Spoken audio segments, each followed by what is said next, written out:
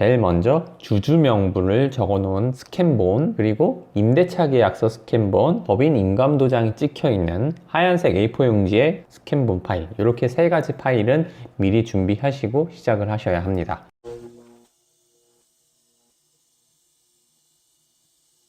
안녕하세요 여러분, 차별화의 시작 투자의 대중학 한내호입니다. 법인 설립 완결 이후에 사업자 등록 신청하는 것을 방구석에서 하는 방법을 알려드리도록 할게요. 제일 먼저 방구석에서 하기 위해서는 세무서에서 하는 일들을 어디서 하죠? 홈택스에서 가능합니다. 홈택스에 들어오시게 되면 법인 설립 이후에 법인의 사업자를 신청하는 것이라서 일반적으로 법인으로 회원 가입을 해야겠다라고 생각을 하기가 쉽잖아요. 그런데 이 홈택스 화면을 들어오시면 아시겠지만 회원 가입하면 법인 가입을 할 때는 사업자 등록번호가 필요합니다. 그럼 여기서 이상한 의문점이 생기죠. 법인을 설립을 한 후에 사업자 등록을 해야지 사업자 등록번호가 생기는데, 지금은 사업자 등록을 하기 위해서 법인 아이디로 가입하려다 보니까 사업자 등록번호가 없죠. 그래서 이럴 경우에는 대표자의 아이디로 사업자 등록을 신청한 후에 사업자 등록이 되면 그때서야 사업자 등록번호로 법인 아이디로 홈택스에 가입이 가능합니다. 그러니까 지금 우리 같은 상황에서는 대표자의 개인 아이디로 사업자 등록을 신청하는 게 되겠죠. 저는 미리 가입된 게 있으니까 바로 로그인을 하도록 하겠습니다. 로그인 하시면 중앙 상단에 신청 제출이라고 하는 메뉴 보이시죠? 여기로 들어오시면 가운데 아래 사업자 등록 신청 법인이라고 하는 부분이 있습니다. 여기 클릭해 주시고요. 그러면 법인에 해당하는 정보들을 입력하실 수 있는 화면이 보입니다. 제일 위에 인적사항, 법인 현황, 그 외에 기타 부수적인 부분들을 입력을 하시면 되는데요. 이 방구석에서 사업자 등록을 하시려면 세 가지 정도의 서류가 필요합니다. 제일 먼저 주주 명부를 적어놓은 스캔본, 그리고 임대차 계약서 스캔본, 법인 인감도장이 찍혀있는 하얀색 A4 용지의 스캔본 파일, 이렇게 세 가지 파일은 미리 준비하시고 시작을 하셔야 합니다. 법인명, 단체명에 우리 법인 적어주시고요. 한츠 주식회사, 저는 그냥 임의로 적을게요. 사업장 전화번호, 유선번호 있으시면은 적어주시고요. 그리고 팩스 번호도 역시 마찬가지로 적어주시고요. 저는 임의의 숫자로 적었습니다. 사업장 휴대폰 번호는 대표자의 개인 번호로 적어주시고, 국세정보 문자 수신 동의함 눌러주시고요. 전자메일 주소도 적어주시고, 메일도 수신 동의 이렇게 해놓습니다.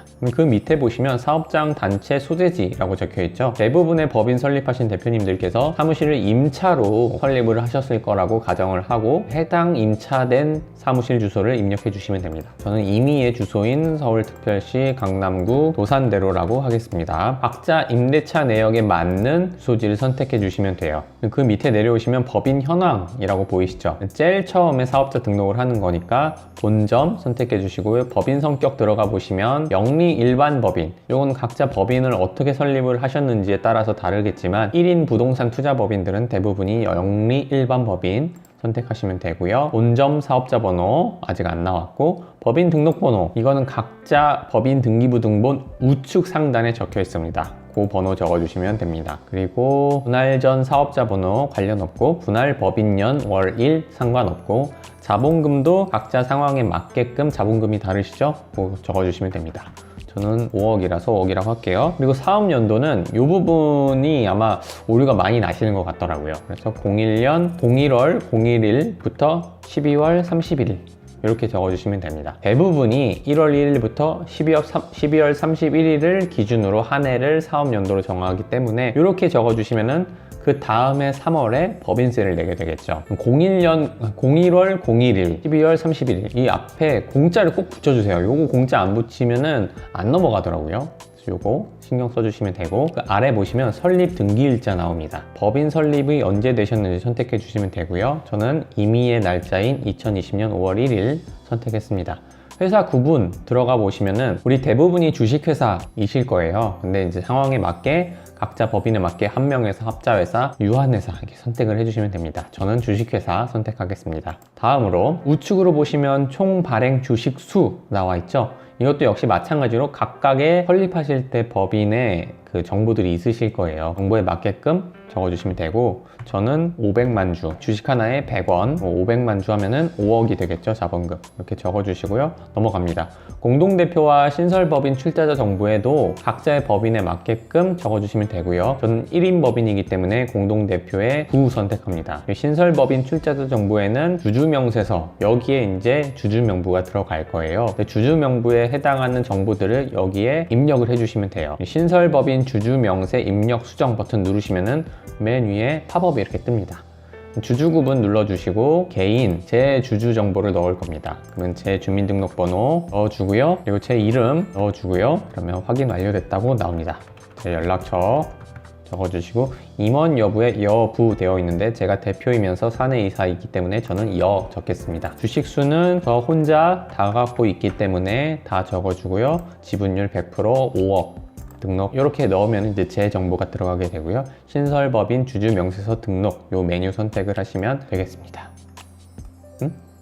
관계명 안 적었네요. 관계명에 본인 선택하고요. 등록하기 누르면 이렇게 들어가죠. 신설법인 주주명세서 등록 요거 버튼 눌러주시면은 제 법인의 주주관계에 해당하는 내용이 입력이 됩니다. 그 밑에 내려오시면 유동자산 영원, 고정자산 영원, 유동부채 영원, 고정부채 영원 이렇게 적었습니다. 요거는 현물 출자 방식으로 법인 설립하신 분들은 여기에 어떤 내용이 들어가실지 아실 거예요. 근데 대부분이 여기에 현물 출자 방식으로 설립을 안 하신 분들이 많기 때문에 여기는 영원 적어주겠습니다. 전체 업종 내려받기 요거 보시면 우리가 어떠한 일을 사업을 할 건지를 업종 코드를 적어주는 항목이 생깁니다. 부동산업을 하시는 분들이 이 영상을 많이들 보실 테니까 부동산업을 기준으로 업종 코드가 어떤 게 맞는지 이 한글 파일을 보시고 우리 법인 등기부에 등록된 법인의 목적에 맞게끔 넣어주시면 되겠습니다. 부동산 투자 법인이니까 저는 기본적으로 부동산을 적어 놓도록 할게요. 부동산업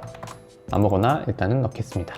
그래서 등록하기 주업종 넣었고요. 그 다음에 부업종 경영 컨설팅 혹은 뭐 광고 대행업 이런 것들이 있을 수 있겠죠. 이렇게 하면 부업종 이렇게 들어가게 됐습니다. 주업종이 부동산업, 부업종이 경영 컨설팅업 이렇게 들어가게 됐는데 이거는 아주 작은 나노 팁인데요. 정책상 부동산업은 지원되는 정책이 많지가 않아요. 그래서 주업종을 대표님들께서 하시는 주업종이 따로 계시다면은 주업종을 해당 업종으로 적어주시고 부업종을 부동산업으로 적어주시는 게 조금이나마 조금 도움이 됩니다. 특히나 저 같은 경우에는 이제 NPL 투자를 하잖아요. 대부법인이 있어야 하기 때문에 주업종에 이제 대부업이 들어간단 말이죠. 더 영향을 많이 받습니다. 다른 업을 하신다면은 그 업종을 주업종으로 두시고 부동산업이나 부동산 투자 관련된 업종은 부업종으로 넣으시는 것을 추천드리도록 하겠습니다. 사업장 정보 입력으로 내려오시면요. 사업을 언제부터 시작했는지 적어주시고요. 저는 임의의 날짜인 2020년 5월 1일 적어줬고요. 고유 목적 사업 요거는 넘어가도록 하겠습니다. 고유 목적 사업 게시일자 넘어가시고요. 용업원수 저는 한 명도 없기 때문에 0명 적어주고요. 부가세 여부는 면세사업자인지 일반 과세사업자인지를 나타냈는데 면세사업자 운영을 하시는 분들이라고 하면 본인들이 아마 알 거예요. 그래서 대부분이 일반 과세사업자인 여 선택하시면 되겠습니다. 그리고 임대차 내역은 우리가 사업장 빌린 거 그거 적어주시면 되거든요. 대부분이 임대차를 통해서 사무실을 빌렸을 테니까 타인 소유 눌러주시고 얼마나 우리가 점유를 하고 있는지 적어주시고요. 임대차 입력 수정 버튼 누르시게 되면 맨 위에 팝업이 또 하나 뜹니다. 임대차 계약서를 통해서 사업자 등록번호와 대표자의 이름을 알맞게 적어주십니다. 이 정보는 임대차 계약서에 나와 있는 정보를 기준으로 말씀을 드리는 거예요. 부동산 주소도 우리가 빌렸었던 사무실의 주소를 적어주시고요. 그리고 계약일자 역시 마찬가지로 임대차 계약서에 나와 있는 날짜로 적어주시면 되겠습니다. 계약 기간도 마찬가지로 저는 이제 임의의 숫자로 입력을 했지만 임대차 계약서에 나와 있는 숫자로 적어주시면 되겠습니다. 보증금 전에 300 해주시고요. 임대인 전화번호 역시 마찬가지로 적어주시고 우리가 점유하고 있는 면적도 적어주시면 끝입니다. 임대차 내역까지 여기에 들어간 게 보이시죠? 밑에 내려오시면 사업장 유형 선택과 선택사항 그리고 사이버몰 중기 화물 운송 사업자 이렇게 나와 있는데 1인 부동산 투자 법인 같은 경우는 다 여기에 이제 입력할 내용이 없어요. 그래서 저장 후 다음 눌러줍니다. 아까 제일 처음에 제가 말씀드렸었던 주주명세서 그리고 임대차 계약서 사본 법인 도장이 찍혀져 있는 A4 용지 이렇게 3개의 스캔 파일이 필요하다고 했었죠. 그 스캔 파일에 맞게끔 여기에 첨부를 해줍니다. 여기 주주 또는 출자자 명세서에 주주 명부, 그리고 법인 도장에 A4 용지에다 법인 도장 찍고 스캔한 스캔 파일 넣어주시고요. 임대차 계약서 4번에 임대차 계약서 넣어주시면은 끝입니다. 이렇게만 넣어주시고 맨 밑에 내려오시면 다음 버튼 눌러주게 되면은 우리가 세무서를 가서 세무서에 비치된 양식을 통해서 그 양식을 작성하고 제출을 하는 그 과정을 이렇게 방구석에 앉아서 빈칸 채우기만 했는데 이렇게 떠요. 제출 서류 확인하기, 이 확인 버튼을 통해서 미리 볼 수가 있습니다. 하려고 하는 업종에 맞게끔 신청이 되어 있는지 다시 한번 쭉 읽어보시고요. 그리고 맞다고 하면은 여기 우측 아래에 신청서 제출하기 이 버튼을 누르시면은 끝이에요. 쉽죠? 클릭하시면서 자기의 상황에 맞게끔 입력을 해주시면 되겠습니다.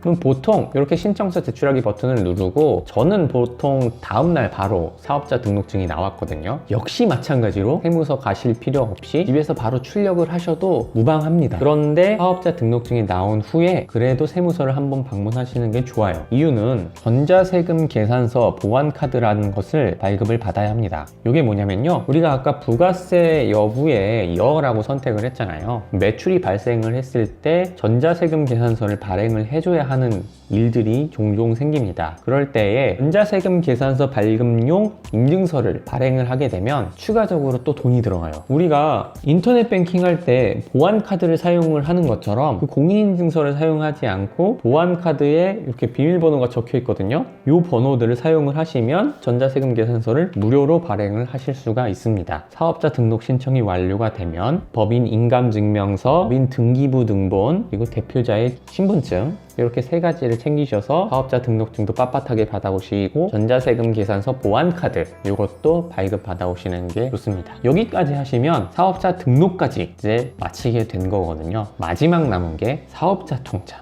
이게 가장 큰 허들입니다. 사업자 통장 만드는 것까지가 법인 설립을 하고 운영을 하는 것까지의 마지막이에요. 두 번째의 큰 허들을 넘으셨고 마지막 세 번째의 허들은 다음 영상에서 제가 찾아뵙도록 하겠습니다. 오늘은 여기까지 하고요. 저는 투자의 대중화 차별화의 시작 한대호였습니다. 다음에 만나요.